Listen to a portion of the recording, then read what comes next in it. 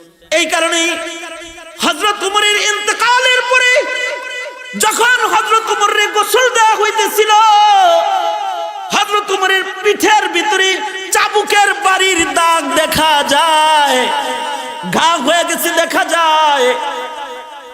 লোকেরা বলে, যারা গোসল দিয়েছে তারা বলে আমিরুল মুমিনিনের পিঠের ভিতরে বেত্রাঘাতের চাবুকের দাগ। আমিরুল মুমিনিনকে চোখ তুলে তাকায় শাসন করবে এমন মানুষ তো মক্কা মদিনায় নাই। সেখানে খলিফাতুল মুসলিমিন আধা জাহানের খলিফার পিঠে চাবুকের দাগ কেমনে আসলো? ফ্যামিলির লোকেরা বলে, বাবার জীবন ডায়েরি আছে, জীবন ডায়েরি, যেই ডায়েরিতে সকাল সন্ধ্যা নিজের নেক আর নিজের গুনার হিসাব বাবা লিখতেন। নিজের অপরাধ আর নিজের সুকর্মকে লিপিবদ্ধ করতেন। কোনদিন সন্ধ্যা বেলায় যদি দিনের ইবাদত কম হয়ে যেত, তাহলে নিজের পিঠে নিজে দুর্রা মেরে নিজেকে নিজে শাসন করতেন, ওমর কাজটা ভালো করো নাই।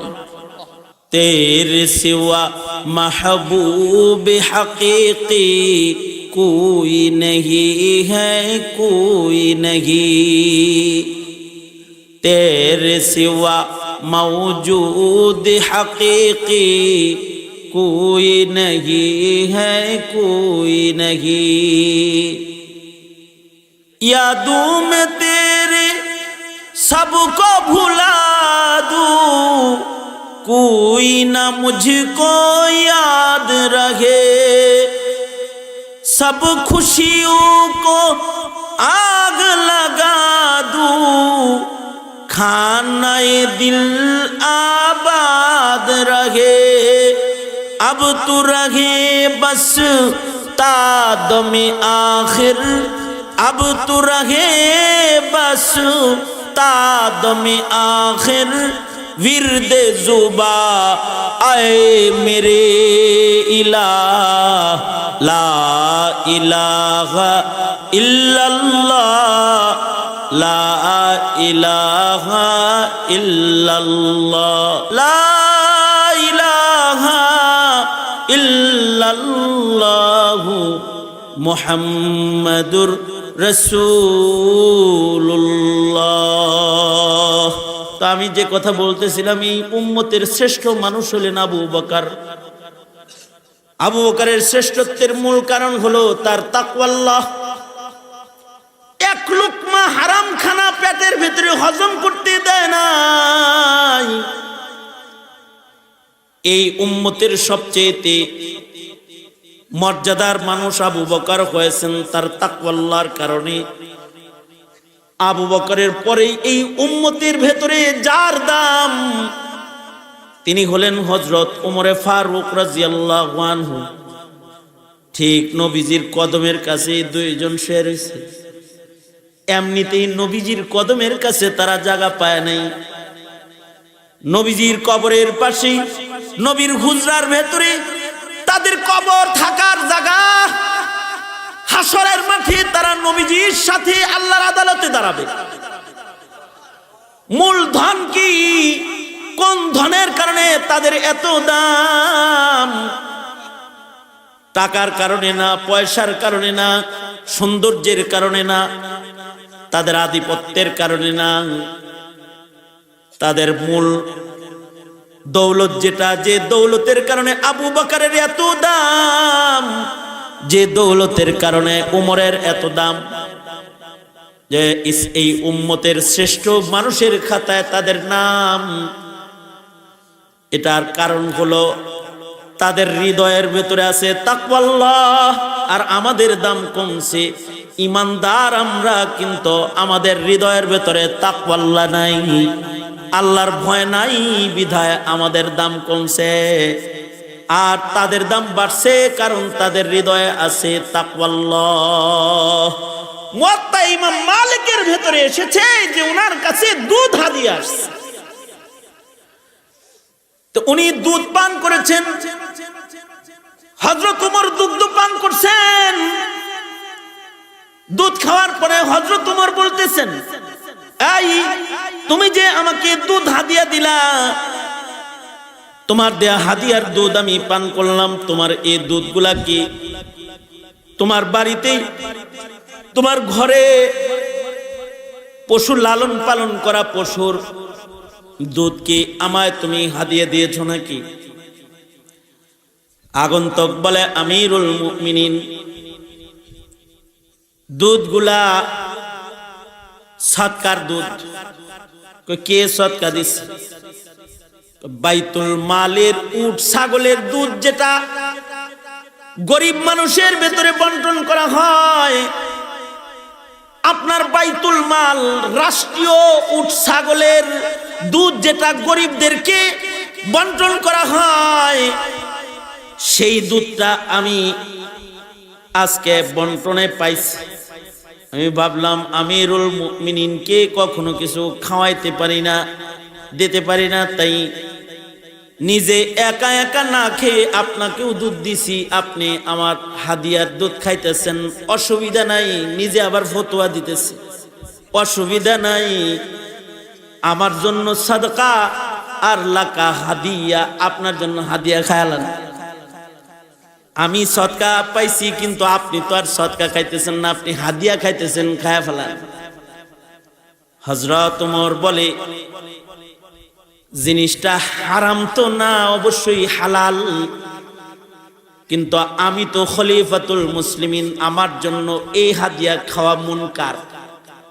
কারণ হলো, আরে এই বাইতুল মাল সরকারি উঠতো আমারই পাহারায়, খাইলে তো আমি না খাইতে পারি ডাইরেক্ট, কিন্তু তোমার বাড়ি ঘুরাইয়া এটারে হাদিয়া বানায়া যে আমি পেটে লইলাম। এখন যদি আমি উমরের মৃত্যু হয়ে যায় আর আল্লাহ যদি বলে, এই উমর, পেটের ভেতরে সরকারি দুধ দেখা যায় কেন? পেটের ভেতরে সরকারি দুধ কেন? তুমি না খলিফাতুল মুসলিমিন, তোমার পেটে সরকারি দুধ কেন? বলো, আমি উমরের কি এ সাহস আছে যে আল্লাহর আদালতে দাঁড়ায় এত ব্যাখ্যা দিবে যে আসলে আমি খাইছি হাদিয়া, সদকা হাদিয়া হইয়া গুইরা আমার কাছে আইছে, তাই আমি খেয়েছি। হাসানাতুল আবরার সাইয়াতুন লিল মুকাররাবিন, হালাল হইলেও আমি পেটে এটারে হজম করাইতে পারবো না, কারণ এই দুধ পেটে লইয়া আল্লাহর আদালতে যাওয়ার হিম্মত আমার নাই। যদি আমায় বলে বাইতুল মালের দুধ খেয়েছিলে কেন, হিসাব দেওয়ার যোগ্যতা আমার নাই।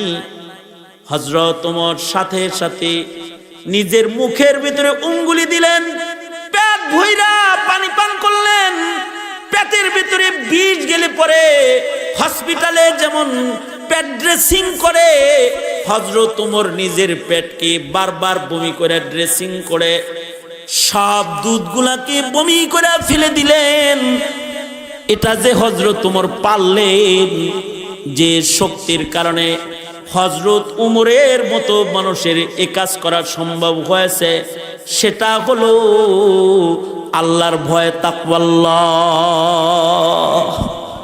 আল্লাহর ভয়ের কারণে এটা পেরেছে।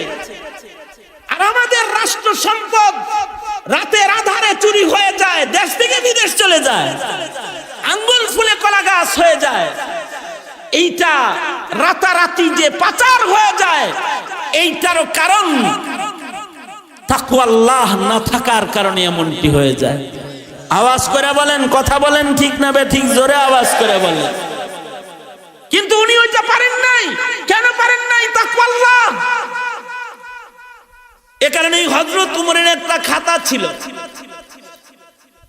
হযরত ওমরের জীবন ডায়েরি ছিল, একটা জীবন ডায়েরি, যে ডায়েরির ভিতরে প্রতিদিন সকাল বেলায় হিসাব করতেন।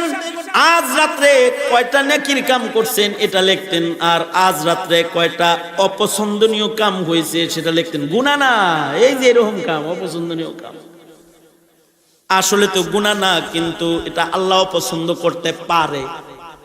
এরকম কাম রাতের বেলায় কয়টা হয়েছে এটা লিখতেন।